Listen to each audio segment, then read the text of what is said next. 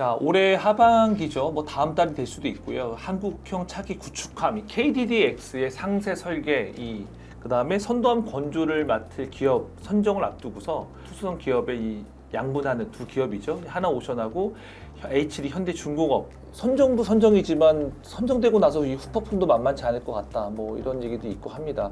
하지만 이렇게 우리가 과열될수록 정말 이 KDDX 사업이라는 게 어떤 건지, 그리고 왜 해야 되는 건지, 그리고 우리가 할 수 있는 여기 담아내는 이 기술력은 어떤 것들이 여기 포함되는지, 사실 뭐 그런 부분이 먼저 우리가 이야기를 해야 되지 않을까 싶습니다. 그래서 이 두 기업 중에 한 기업에서 이 제안서죠. 이 제안서를 작성하시면서 이 프로젝트를 담당하신 분이 제 옆에 나와 계십니다. 반갑습니다. 예, 안녕하십니까. 네. 자, 뭐 편하게 한번 좀 인사 말씀 해주시죠. 예전에 하나오션 특수선 사업부 기본 설계팀에서 지금 KDDX 제안서 PL을 맡고 있는 정은규 책임입니다. 반갑습니다. 네. 최일선에서 이런 뭐 프로젝트를 준비하시는 분의 이야기를 듣는 게 훨씬 더 효율적이겠다 싶어서 어렵게 모셨습니다. 이제 기업들은 다 그런 제안서 준비를 하잖아요. 예, 예. 통상 얼마 정도 준비를 지금 하고 계신 거예요? 보통은 이제 한 6개월 전 정도부터 준비를 하는데 사업이 좀 크고 초미의 관심사가 있던 사업이다 보니까 초미의 관심. 올 1월부터 아주 그냥 빡세게 덜덜덜 뻗기고 있습니다. 사업 규모가 또 역대급인가요? 함건조는 실제로 4조 8천억 정도 되고요. 6척이거든요. 그래서 2036년도까지 이제 6척을 확보하는 프로젝트인 거고요. 그 한국 해군 함정 건조 역사에서 이 하나오션의 기술력, 뭐 좀 한마디로 얘기하기가 좀 어렵긴 해요. 근데 그 동안의 이야기를 좀 짚어주시면. 현대식 구축함이라고 하면 이제 뭐 3,000톤급 이상의 VLS를 탑재하고 전투 체계가 있고, 그게 KDX-1이 이제 그거죠. KDX-1. 예. 그 울산급 같은 경우는 이제 연안 경비에 초점을 뒀다 그러면 뭐 대양 해군으로 나갈 수 있는 첫 번째 배가 이제 KDX-1이다. 저희가 기본 설계부터 해가지고 시장 건조까지 해가지고 세 척을 다 저희가 했고, 그 다음에 이제 KDX-2가 사업이 진행됐는데 그때는 그 기본 설계는 경쟁사에서 했고 저희가 이제 KDX2의 상세 설계 및 시제함 건조를 했죠. 그 다음에 이제 KDX3로 가게 되고 이제 라인이 두 개라고 보시면 돼요. 이제 수상함 라인이 가고 잠수함 라인이 가고. 그러면 이제 본격적으로 KDDX 사업의 개요, 그 의미가 좀 있을 것 같습니다. 예, 쉽게 말씀드리면은 그냥 뭐 한국산 이지스 체계라고 보시면 돼요. 다기능 위상 배열 레이더가 일단 제일 핵심 키 포인트인데. 그거를 저희 또 하나 시스템에서 개발을 했기 때문에 국산했죠, 이거. 예, 국산을 했기 때문에 그것들이 다 들어가 있고 그 다음에 그것뿐만 아니라 이제 무장에서 헬기를 제외한 나머지 무장들은 다 국산화됐다. KDDX를 종점으로 라고 보시면 될 것 같아요. 국산화율은 지금 뭐 국산화율은 KDX-1을 건조할 당시가 거의 뭐 그 항해 레이더 정도 수준을 제외하면은 다 외국 그 제품들을 가지고 와서 설치를 했거든요. 그렇군요. 그래서 한 30% 국산화율이 30%? 30%인데 지금은 한 85% 정도 5%? 잠수함은 지금 한 80% 정도. 80%? 예, 저희가 장3 배치 2 기준으로 하면은 한 80% 정도 그렇죠. 예, 수직 발사관이라든지 그다음에 어뢰를 발사할 수 있는 함수 무장 체계, 통합 마스터. 예, 그게 또 제일 중요하죠. 예, 그게 제일 중요하거든요. 예. 그것도 저희가 이제 외국 회사랑 또 기술 협약을 해 가지고 저희가 생산을 하고 제조를 다 하고 있습니다. 그다음에 연료전지 체계 같은 경우는 저희가 또 직접 개발해서 원천 기술까지 저희가 가지고 있는 부분이거든요. 그래서 잠수함에서는 핵심 장비 4종이 다 저희가 직접 제조, 생산, 설계 다 하고 있습니다. 우리가 최초 추진되는 정전기 추진 체계, 이 정전기 추진 체계의 의미, LBTS 이것도 좀 궁금하거든요. 이 두 가지 한번 설명을 좀 해주시면요. 기본적으로 기계식 추진을 하게 되면 소음이 많이 발생을 해요. 전전기 추진을 하게 되면 이제 소음이 급격하게 낮아지는 그런 게 있죠. 저희가 참고로 저희가 울산급 배치 2에 하이브리드 체계를 적용해서 이제 우리나라가 개발해서 만들어서 취역해서 운영하는 선박들 중에서는 소음 수준이 제일 낮아요. 그다음에 두 번째로는 이제 또 있어요. 예, 함정이 이제 계속 발전을 하다 기술이 발전하다 보니까 뭐 레이저포 들어보셨잖아요. 레이저포. 고출력을 요구하고 있고. 그다음에 아까 아이마스트 말씀드렸는데 아이마스트 같은 경우도 이게 그 출력을 어떻게 에너지를 배분하느냐에 따라서 이 탐지 거리 자체가 또 바뀌어버려요. 맞아요. 미래 활용성, 확장성에 대한 부분, 병력 절감의 아주 지금 핫 이슈로 대두가 되고 있거든요. 지금 그렇죠. 인구 주는 거랑 똑같이. 그럼 사람이 없으면 결국 기계가 일을 해야 되고, 기계가 일을 하기 위해서는 유무인 그렇죠. 유무인 스마트 세계가 기계들이 들어가야 되고 자동화된 어떤 설비들이 들어가야 되잖아요. 그럼 자동화된 기계 입고로 전기. 그래서 그렇지. 그런 것들까지 다 커버를 하기 위해서는 이제 앞으로는 전전기 추진하고 통합 예, 전기 추진 체계가 갈 수밖에 없는 필연적인 이유인 거죠. 이번에 저희가 KDDX에 하면은 세계에서 세 번째로 이제 함정에 적용을 하는 케이스가 되는 거죠. 세계 세 번째로. 첫 번째 게 이제 뭐 다들 아시다시피 뭐 천조국에서 만든 그 주말 측급 예, DDG 1000 걔가 이제 전전기 추진 시스템이 되어 있고 그다음에 영국에서 타입 45 이게 또 이제 전전기 추진이 되어 있죠. 근데 그 딱 그 두 배만 그렇거든요.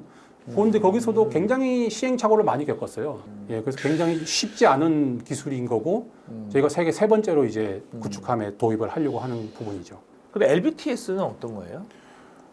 LBTS는 이 개발한 제품들을 다 연결해서 딱 해보면은 실제로 그 성능이 안 나오고 저희가 예측하지 못했던 많은 그 문제점들이 막 터져 나오거든요. 저희가 이제 처음 하는 시스템인 경우에는 이제 검증이 항상 필요하기 때문에 똑같은 제품 OR 모사 장비들을 만들어서 다 실제 위치까지 고려를 해서 설치를 육상에다 설치를 하는 거예요. 여러 가지 시나리오를 통해서 이런 상황에서 이렇게 작동하네, 이런 상황에서 이렇게 작동하네. KDDX인 경우에는 그 LBTS를 해가지고 그 설치한 장비를 분해해서 그대로 배에다가 탑재하는 그런 개념으로 지금 가고 있거든요. 다음으로 가장 중요한 건데 이 함정에서 중요한 게 무장 시스템 아니겠습니까? 그래도 이게 다 전투함이니까요.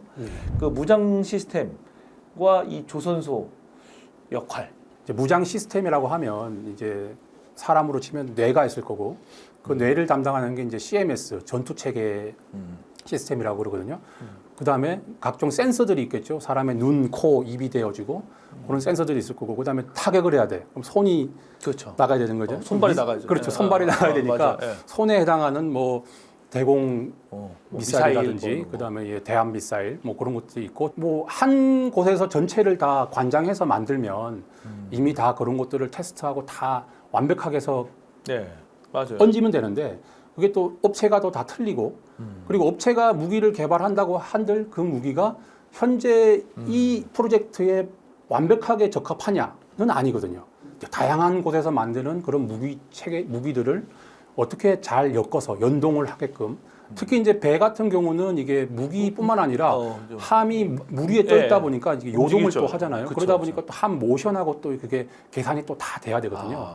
그러다 보니까 그 복잡한 플랫폼에서의 어떤 요소들 부분하고 무장 부분하고도 또 잘 연동 및 체계 통합이 잘 되어야 이제 올바르게 아주 최적의 기능을 발휘할 수 있는 KDDX 이 관련해서 기술적인 준비 사항을 한번 여쭤보면 지금 어떤 준비를 하고 계시나요 지금? 2012년도에 개념 설계를 했고요. 개념 설계라고 하면 이 함의 특성을 결정하는 거의 70% 이상이 결정이 되거든요. 2016년도에 그 첨단 함형 개발을 했고 RCS라든지 피탐성이 강조를 되다 보니까 기존의 함형으로는 피탐성이 많이 떨어지는 부분이 있거든요.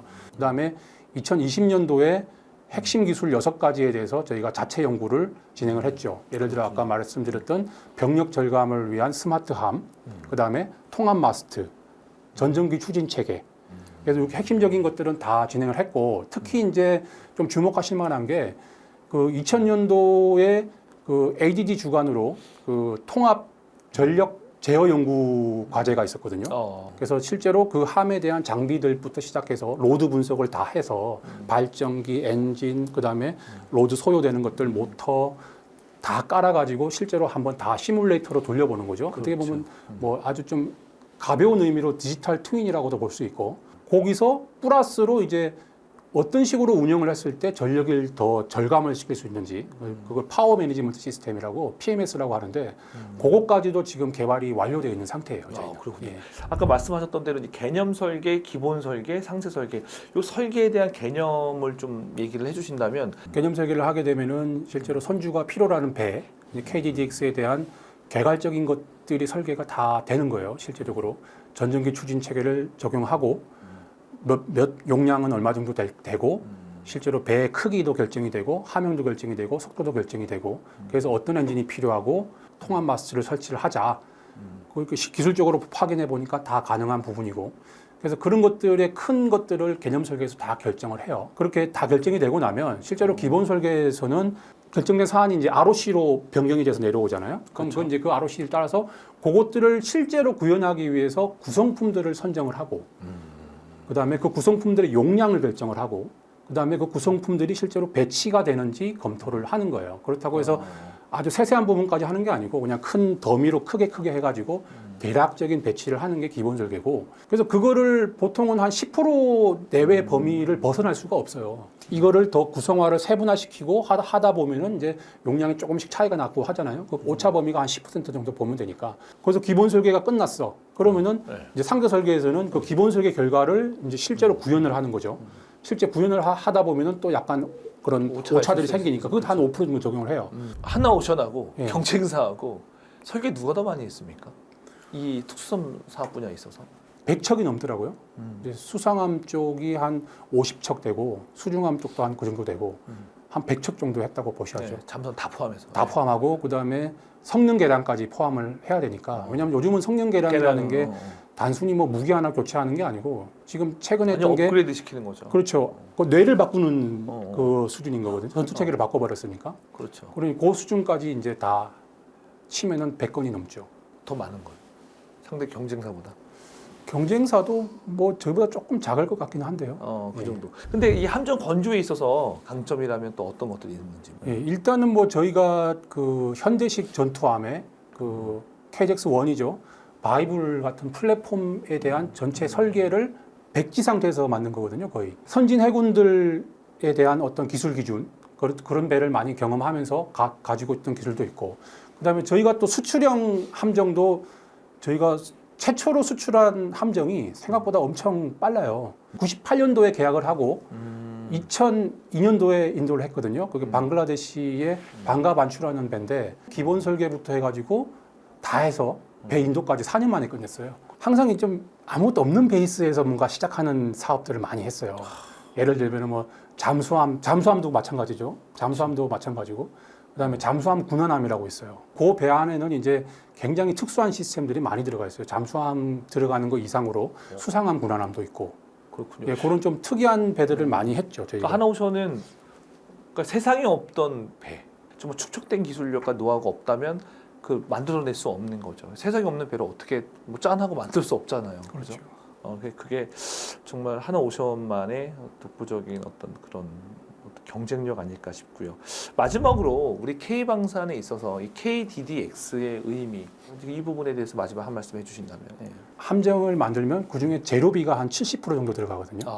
예, 1조짜리 배 같으면 재료비가 한 7천억 들어가는데 엄청 들어가네요. 예, 그 중에 70%가 예. 무장 장비, 핵심 장비들이 70%를 거의 차지해요. 그렇군요. 그러다 보니까 막상 해외 시장에서 경쟁을 하려고 보면 지금 국산화가 안 되어 있던 상황 같으면은 어차피 비싸게 사와야 그렇죠. 장비는 다 같은 게 들어가니까 저희가 경쟁력이 없는 거죠. 그렇죠. 근데 지금은 다 국산화가 지금 아까 헬기 빼고 다 국산화라고 그랬잖아요. 헬기 빼고 다 국산화를 시킨 시점에서는 이 경쟁력이 지금 어마무시한 거죠. 진짜로 좋은 기회가 온 거죠. 이제 물이 딱 들어왔어요. 노를 딱 져야 되는데 뭐 다른 여러 가지 문제들로 또 노가 잘 저을 수 없는 상황이 벌어지더라고요, 보니까. 지금 보면 이제 호주 구축함이라든지 뭐 캐나다 잠수함 이런 것들이 주로 최근에 많이 지금 저희가 작업을 하고 있거든요. 그런 국가들은 보면 어떻게 보면은 그 기업의 윤리, 도덕성 이것들을 굉장히 좀 중요시하는 그런 문화를 가지고 있잖아요. 캐나다 잠수함 사업 같은 경우도 이제 얼마 전에 기사에서 보셨겠지만은 뭐 일본 그 조선소하고 네, 문제가 있었죠. 예, 하고 네, 자위대랑 뭐 이런 문제가 네, 있고 그래서 신뢰성에 굉장히 좀 금이 가고 그렇죠. 있고 부수적인 그런 문제들 때문에 이제 발목이 잡히지 않을까. 아주 지금 스타팅 날개를 딱 펴려고 하는데 발목이 딱 잡혀버리면 좀 그렇죠. 여러 가지로 좀 힘들 수도 있고 첫 번째 함이 선도함을 의미가 좀 크거든요. 누가 하느냐. 예, 그렇죠. 그거를 이제 끝까지 마무리를 잘 할 수 있는 업체가 하느냐. 이제 뭐 그쪽도 잘 할 수는 있겠지만 그 마무리를 위한 준비 과정들이 얼마나 충실하게 되어 왔느냐 그다음에 그렇죠. 기술력들이 얼마나 축적되어 있느냐. 쉽게 생각해 보시면은 이제 배가 어렵겠어요, 잠수함이 어렵겠어요.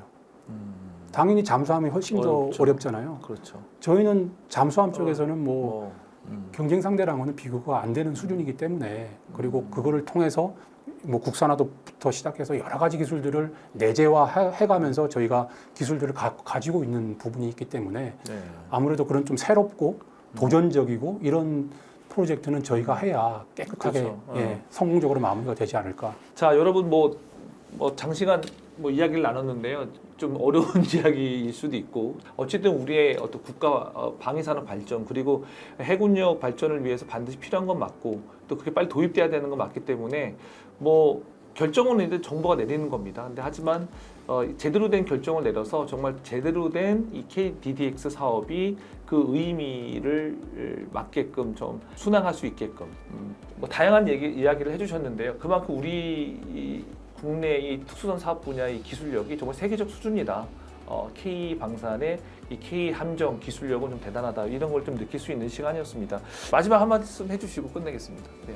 전에 또 여러 가지 불미스러운 일들이 많이 있었고 특히 이제 2019년도 1월 달에 이제 경쟁사가 저희를 이제 인수를 하겠다, 합병하겠다라는 발표를 해서 저희가 2022년 1월까지 이제 EU에서 안 돼라고 승인이 거부될 때까지 거의 저희는 뭐 그런 분위기죠. 이제 주인이 경쟁사가 이제 저희 주인으로 오신다는데 실제로 예. 와서 거기서 많은 걸 봤죠. 그렇죠. 뭐 네. 거기서 거의 뭐 한 1년 이상 뭐 경영 재무제표부터 시작해가지고 설계까지 뭐 다 들여다본 상황에서 저희는 거의 뭐 무장해제는. 예, 무장 해제된 상태였었고 이제 거기서 이제 또 그렇게 또 뺏기고 하니까 뺏긴 것도 점수가 큰 것도 아니고 0.056점 차이잖아요. 그러다 보니까 또 내부적으로도 굉장히 좀 많이 힘들어했어요, 사람들이. 하지만 정의는 반드시 실현된다라는 일념하에 다시 이제 좀 어긋난 자리가 있다 그러면 다시 제 위치로 찾아서 이 사회 정의가 좀 구현돼서 예, 정말 열심히 성실하게 잘 정직하게 하는 사람들이 이제 보람을 느끼고 할 수 있는 그런 희망을 좀 가질 수 있는 그런 기회가 됐으면 좋겠습니다. 맞는 말씀이십니다. 자, 그럼 여기서 마치겠습니다. 고맙습니다. 네, 감사합니다. 네.